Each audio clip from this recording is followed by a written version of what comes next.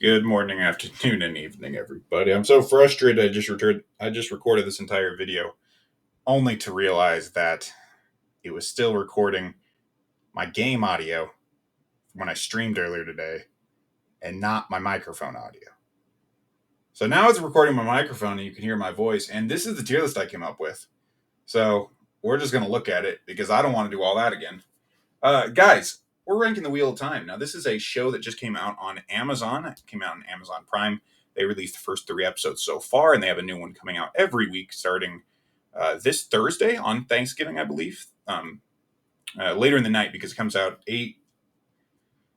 What time is it? I think it's midnight GMT on Friday, right? So that is Thursday evening if you're in the US. But anyway, yeah, so Wheel of Time, it's a fantasy show that is coming out on Amazon Prime. They put a lot of money into it. Similar to the Wheel of Time, it is a adaptation of a very, very popular fantasy novel series called The Wheel of Time. And I have read all those books, and it's one of my favorite series ever. So I'm so excited about them making the series. They've been working on it for literally months. Wait, did I say months? Literally years, because it was like pre-COVID and everything. They were delayed for months because of COVID and because of all that type of stuff. So anyway, I'm rambling on because my recording got messed up. I'm just going to talk about these characters. Now, if you've seen, this is just from the first 3 episodes, which is all that is out at the time of recording. And all of these characters here are characters that have been in those first 3 episodes. And we're going to start at the bottom and move our way up. So at the bottom, I didn't get any characters in the not good section. I think all of the characters that I included here on this list, I think are at least average ambivalent. And both of these have a little bit of an asterisk next to them too. So the first character down here in average ambivalent is Layla. Layla was just not what I had in mind, I think. She was not bad, otherwise she'd be down here. She was not bad in the role, but she didn't have as much screen time compared to some other characters in here. So I'm gonna go ahead and put her in average ambivalent, and I might move her up later as we see more flashbacks and stuff, as we did see that in the 3rd episode, I believe. Or dream sequences, I guess I should say. The next one I have here in average ambivalent might be a surprise. It's actually the Fade. So the monster, the Fade, I always imagined them a little more humanoid, and this one appears very snake-like. I know they probably are described exactly like this. Robert Jordan was so detailed in his books that you could not pay attention to every single detail. That's just what type of writer he was. I want to see a Fade fight, and then it might jump them up to excellent. Honestly. But that's what I'm waiting on for now. I'm going to put that in average. Next category here, we have good. These are characters who are characters and actors or actresses that are doing a good job in their role. Maybe not what I had in mind, but still doing an excellent job. Or a good job, since I guess the next one is excellent. First, we have Matt Coffin. Matt Coffin, I think, was the character that was hurt the most for me in terms of they aged up all the characters. So by making all the characters older, I felt that took away a little bit of like the class clown immaturity that Matt's character is based on. And I feel like that's hard to replicate with an older character. I think Barney Harris is doing a good job in the role, and I like his portrayal of Matt. But that's why it's in good and not higher. Next, we have Tom Marilyn. I think that the actor whose name escapes me playing Tom Marilyn is doing a great job. He only appeared in the 3rd episode, but I can already tell the vibe he's going to give the character. I think it's going to be very, very good. However, it's just not quite what I had in my brain. I had a very specific thought of Tom Marilyn in my brain from the books. And again, some of this is just my own headcanon that's being either acknowledged or rewritten. So I think he's good in the role, though. Tom Marilyn, he's good. Next, we have Tam. Again, not quite what I had in my brain from the books, but I do think this actor is doing a good job. I've also seen him in a couple other things. So I like his portrayal. We also haven't seen a lot of him so far. And that goes with these other 2 characters, both introduced in the 3rd episode. First, we have Gwain. We saw him at the very end of episode 3. He is in a cage. We actually don't even get his name, but I will tell you, if you are keeping up with the series, that character's name is Gwain. And this is not the Gwain I had in my brain. I'll just say that. But Gwain's story is not over yet. obviously, we just got introduced to him. So we have a lot to learn about Logain, but I'm going to put him in good for now and not say much else. Next, we have Aram the Tinker. Yeah, cool. This Aram kind of just his eyes. This actor is so like good looking that he almost doesn't fit in a Tinker. Like the Tinkers are considered like outcasts and stuff. So I don't know. Just the actor that played Aram, it wasn't the choice I would have made, but he's playing the character well nonetheless.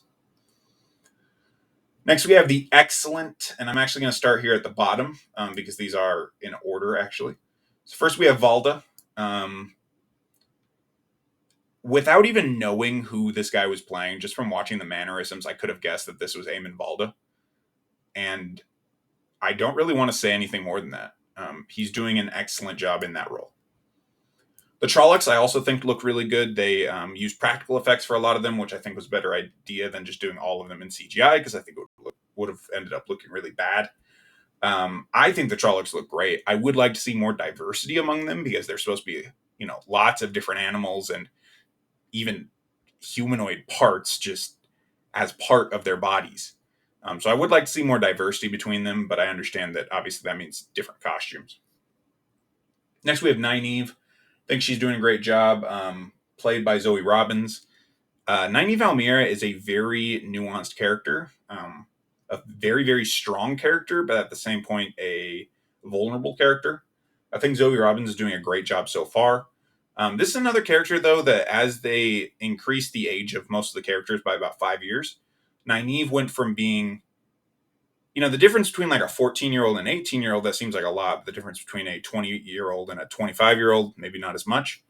Obviously, it's the same difference, but just in terms of maturity and stuff, Nynaeve seemed a lot older in the books than the other characters at times. And that doesn't stick out as much in the series, at least not yet. With some of the things that happen in the third episode, though, maybe we will see that side for more. I don't know. Perrin, played by Marcus Rutherford, I feel like he's doing a great job.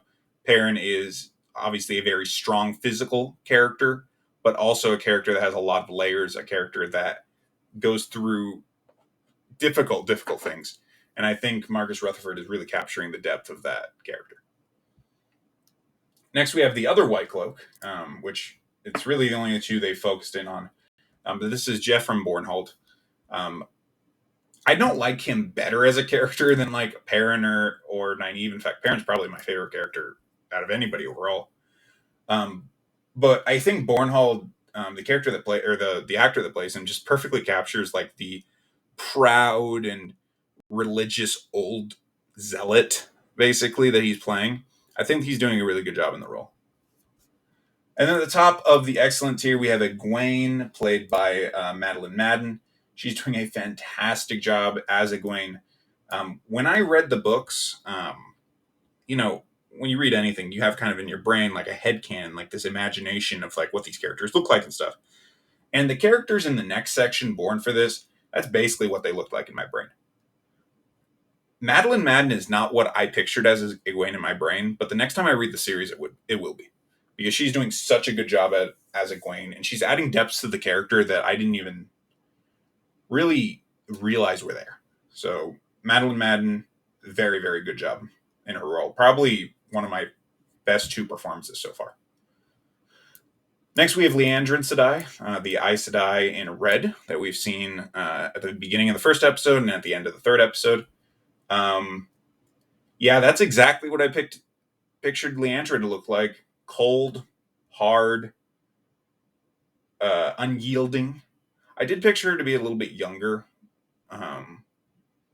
but what can you do? That's not a knock on the actress, by the way. Aes Sedai in the books are all described as being relatively young, and I don't want to say much more than that. But yeah.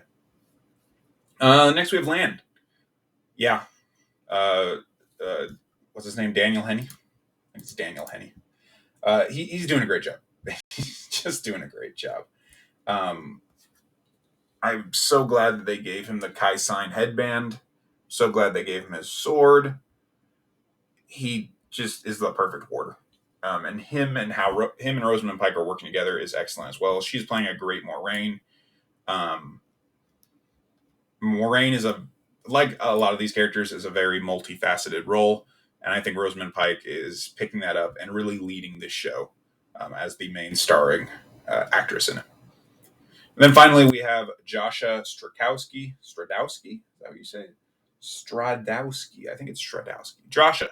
Josh is doing a great job playing Rand al'Thor.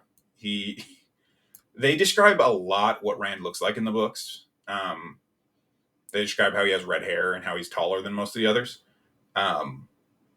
Yeah, Josh is fitting the character perfectly, and he's also fitting the little things about Rand's character really well too. How he really would just like a simple life, but he is not going to get that in this series. And Joshua, I think, really did a good job of portraying that in the first episode or two. So that's my tier list. Apologies for the confusing nature of it. I hope this one recorded fine. But yeah, definitely check out the show if you guys are interested. If you have not seen it yet, if you are still watching, if you have seen it, or if you were somebody who read the books, let me know in the comment section down below what you think about my tier list, or what do you think about the characters in the show thus far. They'll try to keep spoilers to a minimum, as this is only 3 episodes in. I know this isn't going to be a huge blockbuster whatever at the moment, but I would hate somebody to come on the channel and then get everything spoiled. So don't be that guy in the comments. But if you choose to leave a comment, definitely do so. If you want to see more tier lists like this, there will be another one coming up tomorrow on Thanksgiving at noon Pacific. Have a great Thanksgiving if you are celebrating it. And with that, guys, this is the guy that makes random tier lists. Signing off.